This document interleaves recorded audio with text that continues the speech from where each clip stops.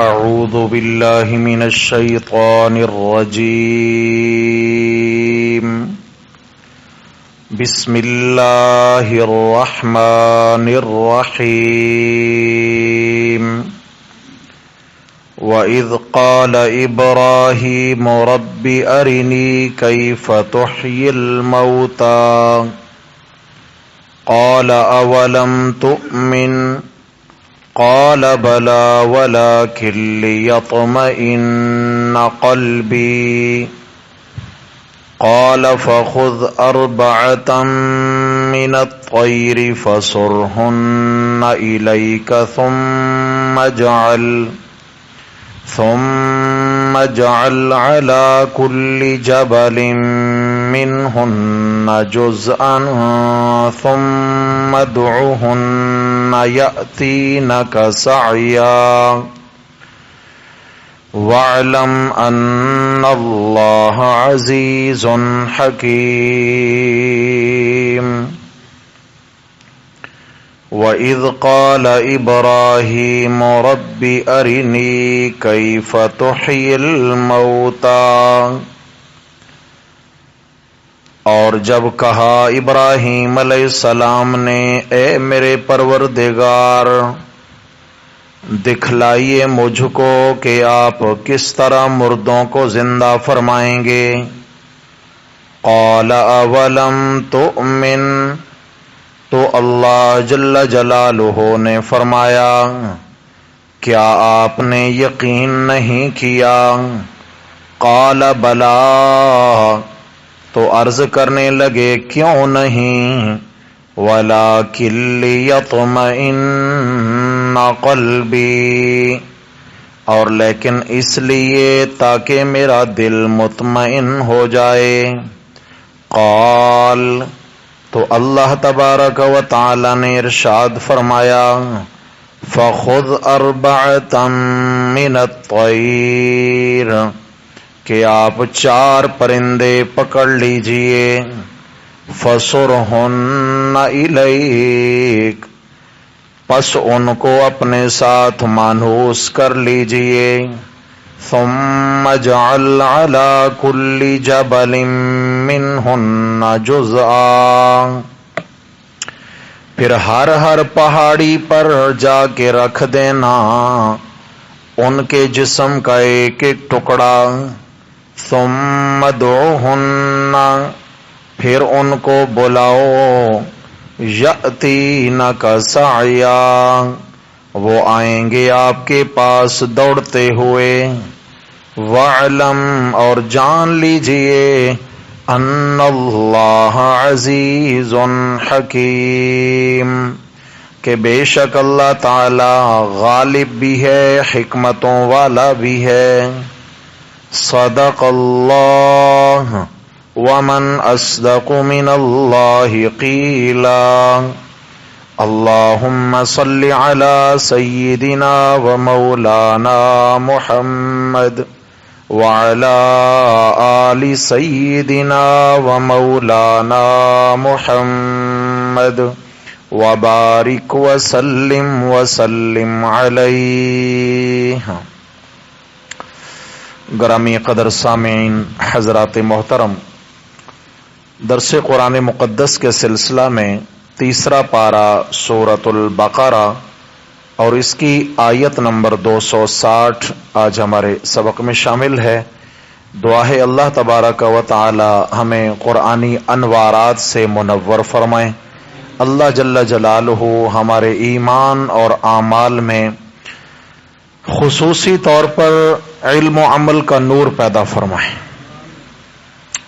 حضرات محترم، پچھلے سبق میں بلکہ پچھلے 2 اسباق میں ہم نے یہ بات پڑھی تھی کہ حضرت ابراہیم علیہ السلام نے نمرود بادشاہ کو جب اللہ کی وحدانیت کی دعوت دی تو نمرود چونکہ وہ اقتدار کے نشے میں تھا اور اللہ کے نبی کو خاطر میں نہ لایا، اور چونکہ وہ خود الوہیت کا دعوے دار تھا، اپنے آپ کو وہ معبود اور رب کہا کرتا تھا، تو اس لیے حضرت ابراہیم علیہ السلام کے دعوت دینے پر وہ ابراہیم علیہ السلام سے بحث و تکرار کرنے لگا.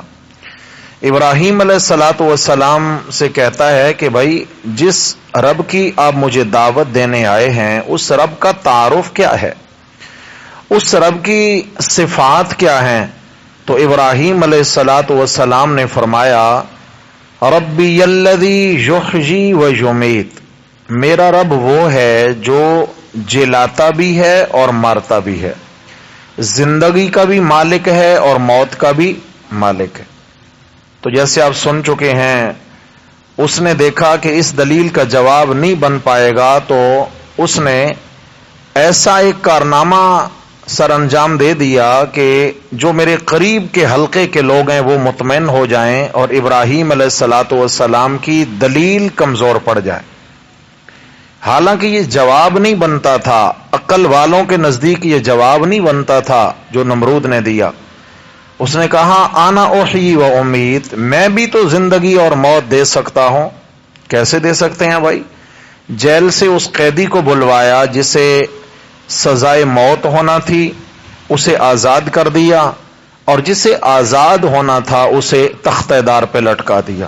تو کہا دیکھا نا، میں نے زندگی بھی دے دی ہے، موت بھی دے دی ہے. تو ابراہیم علیہ السلام کا مقصد یہ تھوڑی تھا کہ زندہ چھوڑ دینا یا قتل کر دینا، مقصد یہ تھا کہ زندگی کا مالک میرا رب ہے اور موت کا مالک میرا رب. یعنی جب کسی نے پیدا ہونا ہوتا ہے جس لمحہ، تو اسی لمحہ میرا رب اس کو پیدا فرما دیتا ہے. جس لمحہ جس کی سانسیں پوری ہوتی ہیں تو میرا رب ان کی سانسیں روک کر موت کے گھاٹ اتار دیتا ہے. تو یہ کیا ہے؟ میرا رب محیی بھی ہے اور ممیت بھی ہے. تو اس نے جب یہ دلیل دی کہ دیکھو جی میں بھی تو کچھ کر سکتا ہوں، تو ابراہیم علیہ السلام نے جواب میں کیا دلیل ارشاد فرمائی؟ میرا رب وہ ہے جو مشرق کی جانب سے سورج کو طلوع کر کے لاتا ہے، اگر تیرے میں اتنی ہمت ہے تو ذرا مغرب سے طلوع کر کے دکھائیے. فبہت الذی کفر، تو کافر کے پاس جو دلیلیں تھیں وہ سب ختم ہو گئیں. اب اس کافر کے پاس اس دلیل کا کوئی جواب نہ بن پڑا. اوچھے ہتھ کنڈوں پہ اتر آیا جی، ابراہیم علیہ السلام کے خلاف منصوبہ سازی کرنے لگا. خیر بہرحال میں عرض یہ کرنا چاہتا تھا کہ ابراہیم علیہ السلام نے جو پہلی دلیل دی اللہ تبارک و تعالی کے وحدہ لا شریک ہونے کی، وہ دلیل تھی کہ میرا رب زندگی بھی دیتا ہے اور موت بھی. یعنی زندہ کرنا یہ کس کی صفت ہے؟ اللہ جل جلالہ کی. آج کے سبق میں پھر اسی صفت کے حوالے سے ابراہیم علیہ السلام کی بات ہے ڈائریکٹ اللہ جل جلالہ کے ساتھ. کیونکہ یا اللہ میں آپ کی یہ صفت تو نمرود کے دربار میں پیش کر چکا ہوں. اے میرے اللہ مجھے یقین تو ہے کہ آپ ہی زندگی کے مالک ہیں اور موت کے مالک ہیں، لیکن میرے اللہ میں علم الیقین بھی مجھے ہے، حق الیقین بھی ہے، لیکن میں اب مشاہدے کا علم یعنی عین الیقین کرنا چاہتا ہوں. آنکھوں دیکھا جو حال ہوتا ہے، عرب والے کہتے ہیں لیس الخبر کالمعینہ، کہ ایک سنی بات ہوتی ہے، ایک دیکھی بات ہوتی ہے. دیکھی ہوئی بات کا مقابلہ سنی ہوئی بات نہیں کر سکتی. ایک بندہ کہتا ہے بھائی میں نے اپنی آنکھوں سے یہ ماجرا دیکھا ہے، میں نے اپنی آنکھوں سے یہ وقوع دیکھا ہے. دوسرا کہتا ہے مجھے کسی نے اطلاع دی اس وقوع کی. تو اس کی بات زیادہ اہم ہے جس سے اطلاع پہنچی یا جو موقع پر موجود تھا؟ جس نے آنکھوں سے واقعہ ہوتے ہوئے دیکھا ہے اس کی بات یقیناً زیادہ قابل اعتبار ہے، اس لیے کہ یہ علم مشاہدہ رکھتا ہے. کون سا علم ہے جی؟ علم مشاہدہ. اچھا، اس سے پیچھے حضرت عزیر علیہ السلام کا بھی تذکرہ گزرا اس کے متصل پچھلی آیت کے اندر، کہ حضرت عزیر علیہ السلام نے جب بیت المقدس کے شہر کو دیکھا کہ بخت نصر نے اسے تباہ کر دیا ہے اور وہ بس مٹی کا ڈھیر بن چکا ہے، چھتیں گری ہیں، دیواریں گری ہیں اور لوگوں کی لاشیں بھی دب گئی ہیں، وہ لوگوں کا قبرستان بن چکا ہے، ختم، انسانی زندگی کے آثار نہیں ہیں.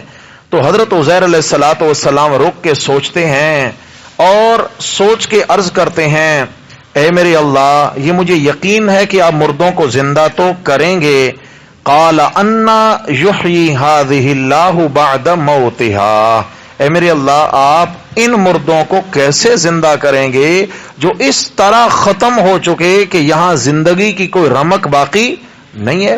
آپ ذرا مجھے آنکھوں سے دکھا دیتے کہ آپ مردوں کو کیسے زندہ کریں گے۔ ابراہیم علیہ السلام نے بھی یہی کہا، یا اللہ آج تو میں آنکھوں سے دیکھنا چاہتا ہوں کہ مردے کیسے زندہ ہوں گے دن قیامت کے۔ اللہ اکبر۔ تو حضرت عزیر علیہ السلام کا واقعہ آپ سن چکے سبق میں، جو احباب شریک تھے، کہ اللہ تبارک و تعالی نے حضرت عزیر علیہ السلام کو وہیں اسی موقع پر موت دے دی، اور کتنا عرصہ میت رہے؟ ہاں، پورا 100 سال۔ اور یہ قرآن مجید کہتا ہے فَأَمَاتَهُ اللَّهُ مِئَةَ عَامٍ ثُمَّ بَعَثَهُ، اللہ جل جلالہ نے حضرت عزیر علیہ السلام کو موت دے دی اور 100 برس کے بعد ان کو زندہ کر کر اٹھایا۔ اب سوال کرتے ہیں قال کم لبثت، میرے محبوب بتائیے کتنا دیر ٹھہرے ہو؟ قال لبثت یوما او بعض یوم، عرض کرتے ہیں میرے اللہ ایک دن یا پورا دن نہیں، دن کا بھی کچھ حصہ، پورا دن نہیں ٹھہرا، حالانکہ کتنا دیر ٹھہر چکے تھے؟ قال بل لبثت 100 عام، میرے رب نے فرمایا نہیں نہیں، 1-2 دن کی بات نہیں ہے، آپ تو یہاں 100 سال 1 صدی گزار چکے ہیں۔ تو عرض کرنے کا مقصد یہ ہے میرے دوستو، بھائیو، بزرگوں، حضرات انبیاء علیہ الصلوۃ والسلام نے اللہ تبارک و تعالی سے بعض مسائل جو یقین کی حد تک تو سمجھ میں تھے، لیکن علم مشاہدہ کے ذریعے ان کو سمجھنا چاہا کہ یا اللہ ہم مشاہدہ کے ذریعے دیکھ لیں تاکہ لوگوں کو اچھے سے سمجھا سکیں، جیسا کہ ابراہیم علیہ السلام کا ٹاکرا نمرود سے ہوا تو وہاں بھی سمجھانے کی ضرورت پیش آئی، حضرت عزیر علیہ السلام کو یہاں پہ علم مشاہدہ کی ضرورت پڑی تاکہ میں اپنی امت کو سمجھا سکوں، تو بھی انہوں نے سوال کیا۔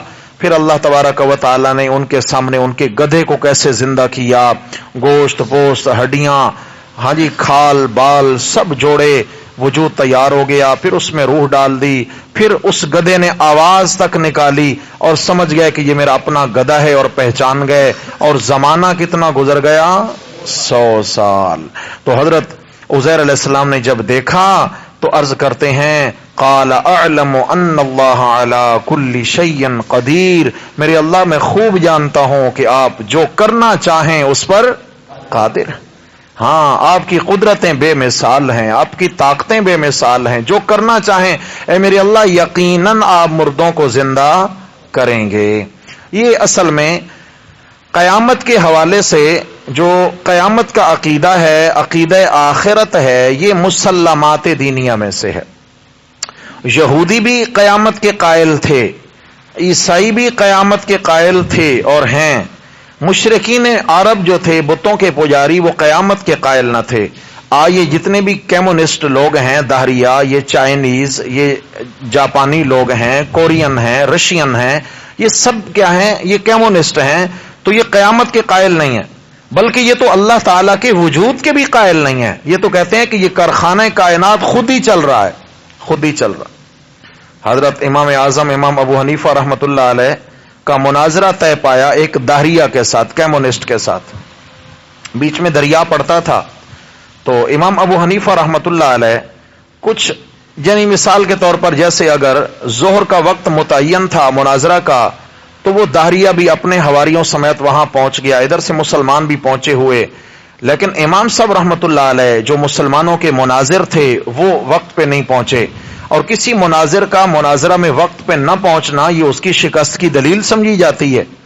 تو مسلمان بہت گھبرائے، پریشان ہوئے کہ ہمارے امام صاحب نہیں تشریف لائے، اللہ خیر کرے، اور امام صاحب تو وعدہ کر کے نہ آئے، یہ تو ہو نہیں سکتا، کیا ہو گیا؟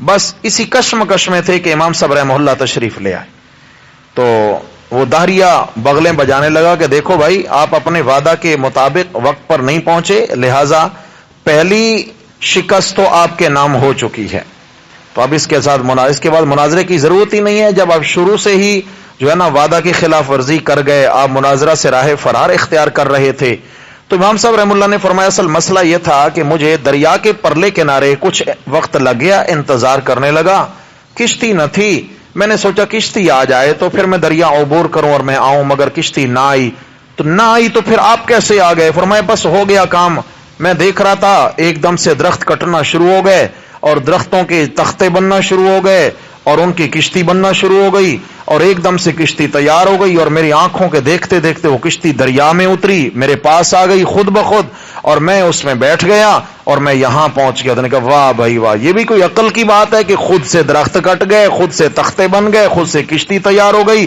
اور بنا ملاح کے کشتی یہاں تک آپ کو پہنچا گئی۔ فرمایا ہاں ایسے ہوا۔ کہنے لگا نہیں ہو سکتا۔ امام صاحب نے فرمایا مناظرہ ختم، مناظرہ ہو گیا۔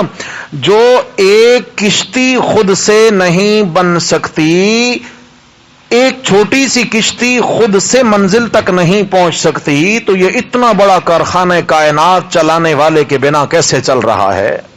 اتنا بڑا جہان چلانے والے کے بنا کیسے چل رہا ہے؟ جب کشتی بنا چلانے والے کے نہیں چل سکتی تو یہ کائنات بھی بنا اللہ تعالی کے چلائے نہیں چل سکتی۔ سمجھ آ گئی ہے؟ یہ اللہ والے بھی بڑے عجیب ہوتے ہیں۔ ہاں، اللہ تعالی کی ان کے ساتھ بڑی عجیب مدد ہوتی ہے۔ ہاں جی، اب یہاں دیکھیں، یہاں نہ قرآن کی دلیل نہ اب وہ نہ تو دہریہ قرآن مانے نہ حدیث مانے، اسے قرآن حدیث سے کیا تعلق؟ تو اس طرح کے دلائل سے جو ہے نا معاملہ پھر کور کیا جاتا ہے۔ بہرحال حضرت ابراہیم علیہ الصلوۃ والسلام نے اللہ جل جلالہ سے دعا کی ہے، اے میرے اللہ، میں آنکھوں سے دیکھنا چاہتا ہوں کہ آپ مردوں کو کیسے زندہ فرمائیں گے۔ اب یہاں وہ واقعہ بیان ہو رہا ہے اور ساتھ ہی اللہ کی قدرتوں کے نمونے بیان کرنا مقصود ہیں۔ فرمایا اعوذ باللہ من الشیطان الرجیم، بسم اللہ الرحمن الرحیم، وَإِذْ قَالَ إِبْرَاهِيمُ، وَإِذْ جہاں اذ آتا ہے نا ظرفیہ، ظرف زمانی، وہ وقت بھی یاد کرنے کے لائق ہے۔ مفہوم کیا ہوتا ہے؟ وہ وقت بھی، ارے فرمایا کبھی کبھی ہم جب کوئی بہت اہم زمانے ماضی میں گزرا کوئی واقعہ بیان کرتے، یار وہ وقت بھی بھلانے کے قابل نہیں ہے، کیا وہ زمانہ تھا۔ ایسے میرے رب فرماتے ہیں وَإِذْ، فرمایا وہ وقت بھی بھلانے کے قابل نہیں ہے جب اتنا بڑا واقعہ رونما ہوا تھا۔ کیا؟ فرمایا قال ابراہیم، ابراہیم علیہ السلام نے عرض کیا تھا، اور عرض اس لیے کہہ رہا ہوں کہ اللہ کے حضور گزارشات پیش کر رہے ہیں، تو پیغمبر بھی ہو تو اللہ کے حضور کیا کریں گے؟ جی وہ عرض ہی ہوگی، وہ عرض ہی ہوگی۔ قال، عرض کیا ابراہیم علیہ السلام نے، ربی ارنی کیف تحیی الموتى، اے میرے پروردگار مجھے دکھلائیے، ارنی آنکھوں سے دیکھنا چاہتا ہوں، کیف تحیی الموتى آپ مردوں کو کیسے زندہ فرمائیں گے؟ یا اللہ میں آنکھوں سے، ارنی رویت، آنکھوں سے دیکھنا چاہتا ہوں، مشاہدہ، علم مشاہدہ حاصل کرنا چاہتا ہوں۔ قال اولم تؤمن، اللہ جل جلالہ نے فرمایا اولم تؤمن، یقین نہیں کیا ابھی تک آپ نے؟ اولم، یقین نہیں کیا ابھی تک، کیا مطلب ہے کہ یہ مردوں کو ہم زندہ کریں گے، ابھی بھی کوئی کسر باقی ہے آپ کے یقین میں؟ یہ کیوں سوال کر دیا؟ حالانکہ اللہ تو دلوں کے حال جانتے ہیں کہ میرے خلیل کے سوال کرنے کا مقصد کیا ہے۔ قال، حضرت ابراہیم علیہ السلام نے عرض کیا، بلا، کیوں نہیں میرے مولا، کیوں نہیں، یقین کیوں نہیں مجھے تو کامل یقین ہے میرے اللہ کہ آپ مردوں کو زندہ کریں گے۔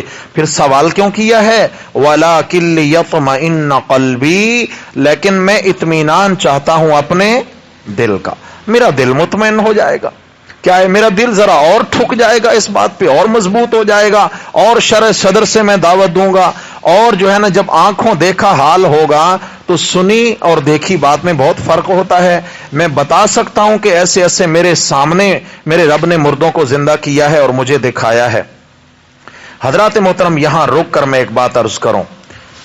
حضرت عزیر علیہ السلام کا عرض کرنا کہ یا اللہ مردوں کو کیسے زندہ کریں گے، ابراہیم علیہ السلام کا عرض کرنا کہ آپ مردوں کو کیسے زندہ کریں گے، یاد رکھنا میرے پیارے بھائی، یہ شک پہ مبنی نہیں تھا۔ جی کیا عرض کیا؟ جی یہ شک نہیں تھا اللہ کے نبیوں کو کہ یا اللہ ہمیں ابھی تک یقین نہیں آ رہا کہ آپ زندہ کریں گے، آنکھوں سے دیکھیں گے تو یقین آئے گا، یہ بات نہیں ہے، بلکہ کیا ہے، یا اللہ ہمیں دلائل کے اعتبار سے تو بدیہی طور پر علم حاصل ہو چکا ہے، لیکن علم مشاہدہ اگر ہو جائے گا، آنکھوں سے دیکھ لیں گے تو اور زیادہ تقویت مل جائے گی دل کو، اور دل کو تقویت مل جائے گی۔ اچھا، بعض نے یہاں یہ بات بھی لکھی ہے، میں اس روایت کی طرف نہیں جانا چاہتا، بات طویل ہو جائے گی، بہت علمی بات ہے، صحیح بخاری ایک روایت کی۔ میں مختصر یہ عرض کرنا چاہتا ہوں کہ بعض نے یہاں تک لکھ دیا ہے کہ جی اگر کسی بات میں شک واقع ہو تو شک کا ازالہ کر لینا چاہیے. یہ بات تو بالکل ٹھیک ہے. اگر دین کے کسی مسئلے میں شک واقع ہو تو شک کو دل میں ڈال نہیں دینا، شبہات کو دل میں ڈال نہیں دینا کہ وہ پلتے پلتے پلتے پلتے نعوذ باللہ ایک نظریہ بن جائیں. سمجھ آ گئی؟ آج کل بھی بہت سارے لوگ ہوتے ہیں معاشرے میں کہ وہ شکوک و شبہات پر اپنے ایمان کی بنیاد رکھے ہوتے ہیں. شکوک و شبہات، کسی عالم پر یقین نہیں ہے. اللہ اکبر. اور جب علماء سے یقین اٹھ جائے گا تو پتہ ہے پھر کیا ہوگا؟ پھر وہ خود مجتہد بن بیٹھے گا. جس کو وضو کا طریقہ نہیں آتا پھر وہ خود مفسر بن بیٹھے گا، پھر وہ محدث بن بیٹھے گا. ہم تو ڈوبے ہیں صنم سا تمہیں بھی. پھر وہ خود بھی جائے گا کام سے اور سب کو لے کے جائے گا. اللہ. غیر کی سب سے بڑی محنت ایک بہت بڑے عالم سے میں نے یہ بات سنی، بہت بڑے عالم سے فرما رہے تھے کہ اس وقت یہود و نصارہ کی یا دشمنان اسلام کی یا اہل باطل کی سب سے بڑی محنت، بلکہ وہ تو یوں فرما رہے تھے کہ اہل باطل کی سب سے بڑی نشانی، سب سے بڑی کیا مطلب ہے؟ آپ کو اگر پہچاننا ہے کہ بھئی باطل کیا ہے معاشرے میں، کون باطل پر ہے، تو فرمایا بہت آسان اور عام فہم سی نشانی جو ظاہر ہوگی، وہ شخص اہل باطل میں سے ہوگا جو علماء سے متنفر کرے گا. کس سے؟ جی جو علماء سے کاٹنے کی کوشش کرے گا کہ علماء سے نہ جڑیں، علماء کو نہ ملیں، علماء سے دین نہ سیکھیں، علماء سے مسائل نہ پوچھیں.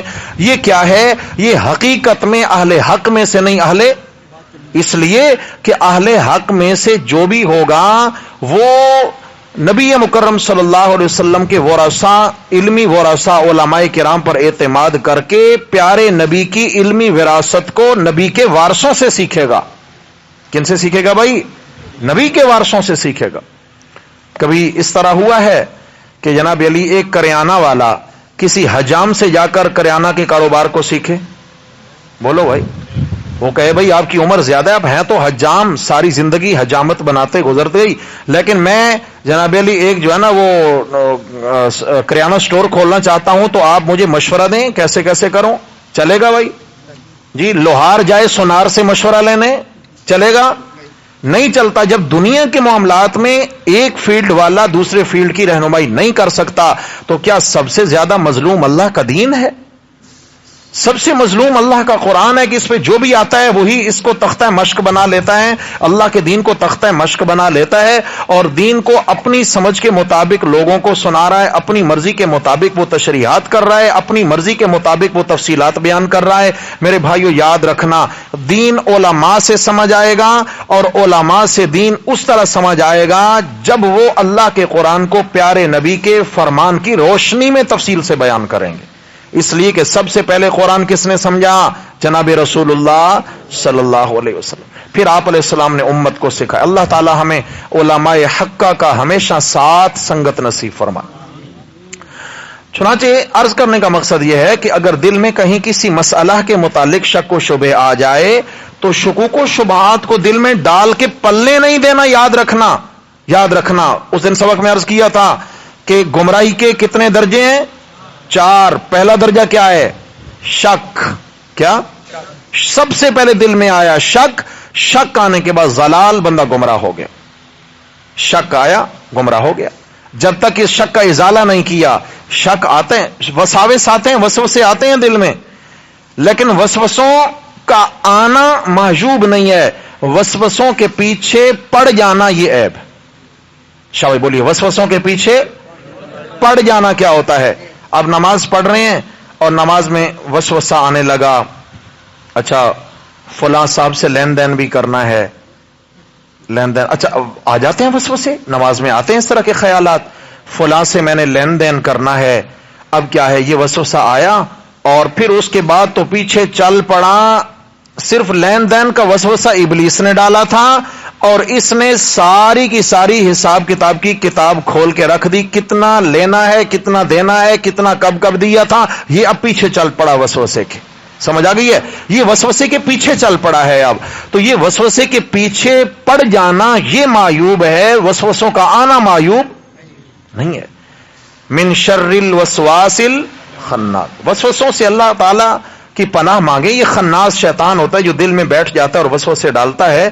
تو بہرحال وسوسوں کے پیچھے نہ پڑے. اس طرح اگر شبہات آ جائیں, شبہات آتے رہیں گے, آخر دل میں کوئی شبہ پیدا ہوگا تو آپ سوال پوچھیں گے نا بھائی. مسئلہ ہم کیوں پوچھتے ہیں؟ کوئی شبہ شک پیدا ہوتا ہے کہیں پر, جہاں شک آئے گا وہاں پوچھ لیں گے. حدیث شریف میں آیا کہ ان پڑھ ہونا, دین سے ناواقف ہونا, یہ ایک مرض ہے. شاہ بولیں کیا ہے؟ مرض ہے. اور ہر مرض کا علاج ہے نہیں ہے. سر درد ہے, پیٹ درد ہے, آنکھ درد ہے, کان درد ہے, دانت درد ہے, کیا ہے بھائی؟ علاج مقرر ہیں تمام دردوں کے. ایک مرض ہے یہ بھی. ان پڑھ ہونا, دین سے ناواقف ہونا ایک مرض ہے. اور نبی علیہ السلام نے فرمایا شفاء العی السؤال, شفاء العی السؤال, او کما قال النبی صلی اللہ علیہ وسلم.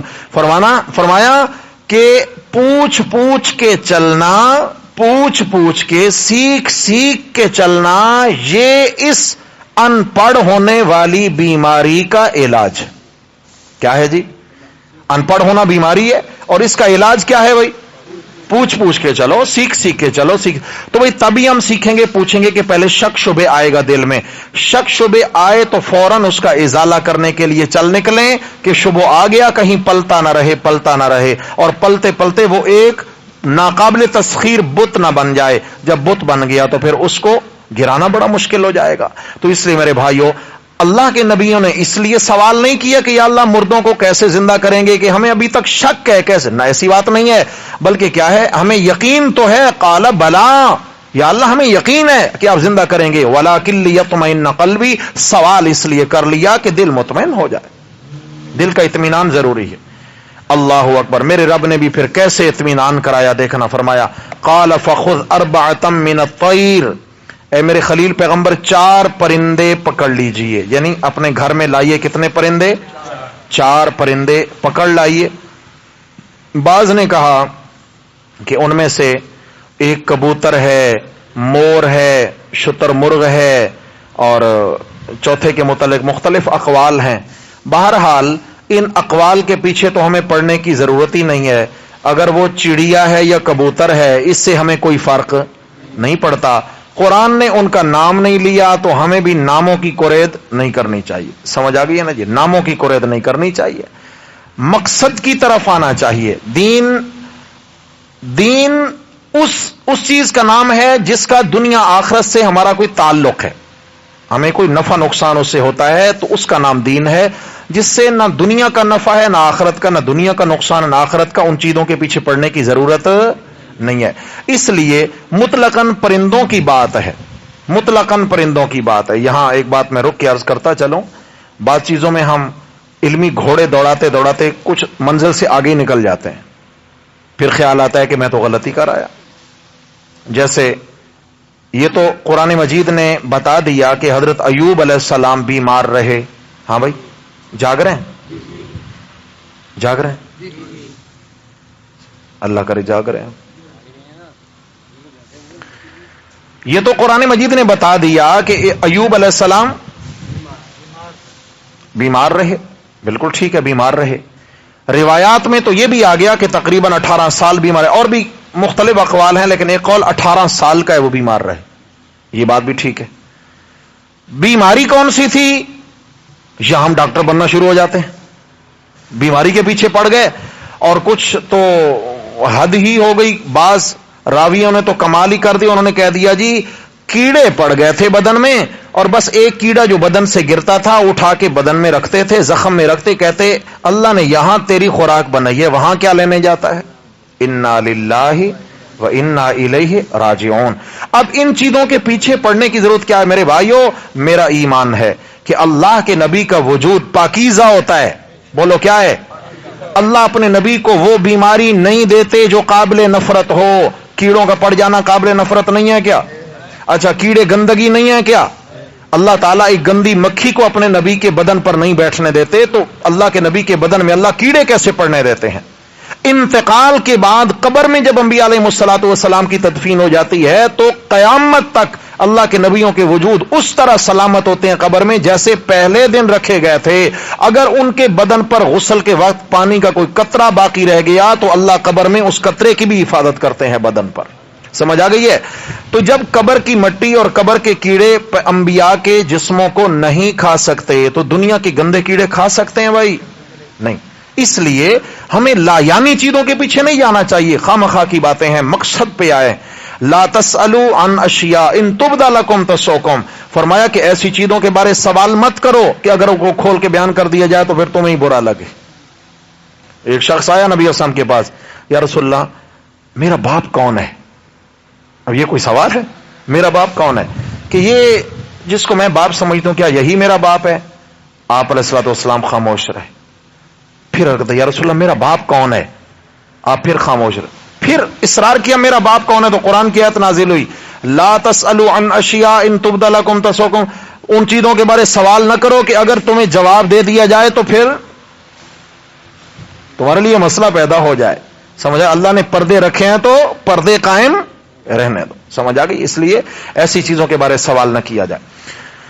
تو یہ پرندے ہیں. کون کون سے پرندے ہیں؟ روایات میں مختلف نام آتے ہیں، واللہ اعلم. قال فخذ اربعۃ من الطیر، فرمائے 4 پرندے پکڑ لیجئے، فصرہن الیک، ان کو گھر میں رکھ کر کھلائیے پلائیے، ان کی خاطر تواضع کیجئے، اور سرہن، ان کو اپنے ساتھ مانوس کر لیجئے. کیا مطلب ہے؟ آپ کسی بھی جاندار کو پالتے ہیں، اس کو کھلاتے پلاتے ہیں تو اس کو آپ سے انس ہو جاتا ہے، محبت ہو جاتی ہے. آپ جدھر جائیں گے وہ آپ کے پیچھے پیچھے آئے گا. آپ کے پیچھے بلیاں ہیں، ان کو آپ اگر گوشت ڈالیں گے آپ کے پیچھے پیچھے آئیں گی. مرغیاں ہیں، ان کو دانہ دیں گے تو وہ آپ کے پیچھے، آپ کی آواز پہ آئیں گی. وہ سمجھا کہ مور ہے، آواز لگائیں گے تو آواز پہ اڑتا ہوا آئے گا. تیتر ہے، آپ کی آواز سمجھ جائے گا کہ یہ میرا مالک ہے. کیوں کہ جس کا کھاتے ہیں پھر اس کو بھلاتے نہیں ہیں، اس کو بھلاتے، اس کو پہچانتے ہیں.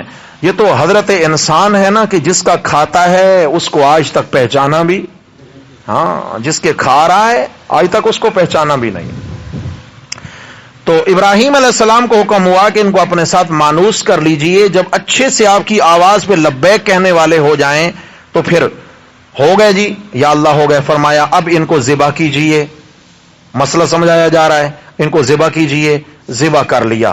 ان کے سر، امام قرطبی رحمت اللہ علیہ نے تفسیر قرطبی کے اندر ان آیات کے تحت لکھا ہے کہ ابراہیم علیہ الصلوۃ والسلام نے ان 4 پرندوں کے سر اپنی مٹھی میں رکھ لیے اور اپنے پاس محفوظ رکھے. ان کو کاٹا حتیٰ کہ ان کے پر تک نوچ ڈالے، آپس میں ملا جلا دیا گوشت کے ٹکڑے، یعنی اس کے بازو، اس کے پیر، اس کا جو ہے نا پیٹ ہے، اس کا دیگر گوشت کے ٹکڑے ہیں، خون ہے، ہر چیز آپس میں مل جل گیا. اور ان کے 4 حصے کر لیے. ایک حصہ اس پہاڑی کی چوٹی پر، ایک ادھر، ایک ادھر، ایک ادھر، 4 چوٹیوں پہ جا کر رکھ دیے. سر اپنے پاس رکھے ہوئے ہیں. فرمایا اب کیا کروں؟ فرمایا ثم جعل علی کل جبل منہن جزءا، ان کے اجزاء رکھ دیجئے پہاڑی پر. جی رکھ دیے. ثم ادعوہن، پھر ان کو آواز لگائیے. یعنی مثال کے طور پر ایک ہے، میں مثال دیتا ہوں، کبوتر، پہلے کبوتر کو آواز لگائیں. کوئی آج کل تو نام رکھے ہوتے ہیں نا لوگوں نے، ہر چیز کے نام، بلیوں کے بھی نام ہے اور کتوں کے بھی نام ہے، جانوروں کے بھی نام. تو ایسے بہرحال کبوتر کو بلایا. اور اللہ تبارک و تعالیٰ کی قدرت یہ ہے کہ اس پہاڑی سے اس کے اعضاء اٹھے، ادھر سے اعضاء اٹھے، ادھر سے، جہاں جہاں اس کے اعضاء پر پرزے تھے، حتیٰ کہ اس کا خون تک آ کے ملے آپس میں، اور پرندہ تیار ہو گیا. سر نہیں ہے، اڑتے ہوئے آ رہے ہیں. سر نہیں ہے، اڑتے ہوئے آ رہے ہیں. حضرت ابراہیم علیہ السلام کی آواز پر ان کے پاس آئے. امام قرطبی رحم اللہ نے ایک روایت نقل کی ہے کہ ابراہیم علیہ السلام نے مثلا کبوتر آیا، اس کا سر قریب نہیں کیا، جیسے مرغی کا سر کر دیا. تو کبوتر نے اس سر کو قبول نہ کیا، اس پرندے نے غیر پرندے کے سر کو قبول نہ کیا. جب اس کا اپنا سر قریب کیا تو سر اس کے ساتھ جڑ گیا، اور وہ جیتا جاگتا پرندہ حضرت ابراہیم علیہ السلام کے سامنے. پھر دوسرے کو بلایا، یہی کنڈیشن. تیسرے کو بلایا، یہی کیفیت. چوتھے کو بلایا، یہی سلسلہ. اور یہ 4 پرندے آ کر زندہ ہو کے حضرت ابراہیم علیہ السلام کے پاس پہنچ گئے. میرے رب نے فرمایا دیکھ لیا میرے خلیل پیغمبر؟ جی میرے اللہ دیکھ لیا. فرمایا وَعْلَمْ، اب یہ بھی یقین رکھنا، ان اللہ عزیز، کہ بے شک اللہ تعالی ہر کام کرنے پر غالب ہے. کیا ہے جی؟ اللہ کسی معاملے میں مغلوب، یعنی کیا مطلب ہے کہ میں اللہ جو کرنا چاہوں کر سکتا ہوں، لیکن یہ ہر ایک کو کر کے دکھانے کے کام نہیں ہے۔ جو کرنا چاہوں میں کر سکتا ہوں، کیونکہ میں غالب ہوں، ساری دنیا مغلوب ہے، میں عزیز ہوں، میں قادر ہوں، میں قدیر ہوں، جو کرنا چاہوں کر سکتا ہوں، لیکن نہیں کرتا یا کرتا ہوں تو خاص مواقع پر کرتا ہوں۔ حکیم، اس میں بھی میری حکمت چھپی ہوئی ہے۔ کیا ہے بھائی؟ اس میں بھی میری حکمتیں چھپی ہوئی ہیں۔ ہم نے آپ کو یہ دکھا دیا کہ ہم کیسے مردوں کو زندہ کریں گے، ایسا ہی ہوگا، حشر کا میدان برپا ہوگا، اور حضرت اسرافیل علیہ الصلوۃ والسلام سور میں پھونک ماریں گے۔ سور جس کو اردو میں کرنا کہتے ہیں اور عربی میں اس کو صاد کے ساتھ سور کہتے ہیں۔ نفخ فی الصور، کہ حضرت اسرافیل علیہ السلام کو اللہ نے جب سے وجود عطا فرمایا ہے تو وہ بالکل ریڈی پوزیشن میں کھڑے ہوئے ہیں، جیسے ایک قدم آگے ایک پیچھے، جیسے انسان کسی کام کے لیے بالکل مستعد اور تیار ہوتا ہے۔ اور وہ کرنا، وہ سور اپنے منہ سے لگا رکھی ہے، وہ کیا ہے؟ وہ بیل کے سینگ نما ہے۔ بیل کا جیسے سینگ ہوتا ہے، سینگ نما ہے۔ یہ علاقہ تھر کے بیلوں کے سینگ دیکھیں ہیں کبھی؟ ہاں، قربانی آ رہی ہے، دیکھنا، لمبے لمبے سینگ ہوتے ہیں، سمجھ آگے؟ تو وہ بیل کے سینگ نما ہے، اور اس کے اندر جو سوراخ ہے وہ بیل کے ناک کے نتھنے کے بقدر ہے۔ حضرت اسرافیل علیہ السلام 2 مرتبہ اس میں پھونکیں گے۔ ایک مرتبہ پھونکیں گے سارا جہان فنا کرنے کے لیے، اس میں اتنی تیز ہوا جائے گی کہ اس ہوا سے کیا ہوگا؟ ساری دنیا تہس نہس ہو جائے گی، حتیٰ کہ پہاڑ روئی کی گالوں کی طرح اڑنے لگیں گے، ریت کے ذرات کی طرح ہو جائیں گے، چورا چورا ہو جائیں گے، سمندروں کو آگ لگ جائے گی، اور جناب علی آسمان کے دروازے ہو جائیں گے، آسمان ٹوٹ جائے گا، سورج بے نور ہو جائے گا، چاند بے نور ہو جائے گا، ستارے ٹوٹ کے زمین پہ آ گریں گے۔ تو یہ ایک مرتبہ سور پھونکنے کا یہ نتیجہ ہوگا۔ پھر ایک زمانہ گزرے، سارے انسان موت کے منہ میں چلے جائیں گے۔ پھر ایک زمانہ آئے گا، اللہ جانے کتنی صدیاں بیچ میں اس حالت میں گزر جائیں گی۔ پھر حضرت اسرافیل علیہ السلام دوسری بار جب سور میں پھونک ماریں گے تو جہاں جہاں جس انسان کے بدن کے ذرات، کھال بال، ہڈیاں، گوشت، جہاں بھی اس کے جسم کا ذرہ موجود ہوگا، وہاں سے وہ ذرہ آپس میں جڑے گا، ذرات، ہڈیاں، کھال بال، گوشت، یہ جڑ کر کے دوبارہ اس کا وجود تیار ہوگا۔ اور فرمایا وَإِذَا النُّفُوسُ زُوِّجَتْ، اللہ تبارک و تعالی ان جسموں کے اندر روح ڈال کے ان کو زندہ کر کے، ان اللہ یبعث من فی القبور، قبروں سے زندہ کر کے حشر کے میدان میں لے آئیں گے، اور وہاں حساب و کتاب ہوگا۔ یہ عقیدہ آخرت ہے میرے بھائیو، اس پر یقین رکھنا فرض ہے، لازم ہے۔ کیوں کہ دنیا دارالامتحان ہے، یہاں ہر ایک امتحان کی امتحان کے مراحل سے گزر رہا ہے، امتحان دے رہا ہے، تو امتحان کے بعد ایک نتیجے کا دن ہونا لازم ہے، نہیں ہے؟ بھائی رزلٹ بھی تو سننا چاہیے نا، رزلٹ بھی تو آنا چاہیے۔ تو اللہ تعالیٰ نے دنیا کو یہ کیا ہے؟ ابتلا اور امتحان کا دن بنایا ہے، اور آخرت اور قیامت کو اللہ نے رزلٹ کا دن بنایا ہے۔ آج یہاں جو کر جائیں گے کل وہاں اس کا رزلٹ ملے گا۔ یہاں تک تو میرے بھائیو اللہ تبارک و تعالیٰ نے قتال فی سبیل اللہ، اس کی حکمتیں اور پھر اللہ کی قدرت کے واقعات اور حالات بیان فرما دیے۔ اگلا جو سبق شروع ہونے لگا ہے، یہاں سے انفاق فی سبیل اللہ کا تفصیلی مسئلہ بیان ہوگا۔ اللہ کے راستے میں ہمیں کس طرح مال خرچ کرنا چاہیے، کون کون سا مال اللہ کو پسند ہے، کہاں کہاں ہمیں خرچ کرنا چاہیے، اور خرچ کرنے کا انداز کیا ہو، اس پر ہمیں ملنے والا کیا ہے۔ اللہ کی راہ میں مال خرچ کریں گے تو اس پر ہمیں ملنے والا کیا ہے۔ انشاءاللہ یہ تفصیلات آنے والی ہیں۔ دعا ہے اللہ جل شانہ ہم سب کو قرآن و سنت کے حقائق کو سمجھ کر، سیکھ کر، ان کے مطابق ایمان و اعمال بنا سکنے کی توفیق نصیب فرمائیں۔ اقول قولی ھذا استغفر اللہ واتوب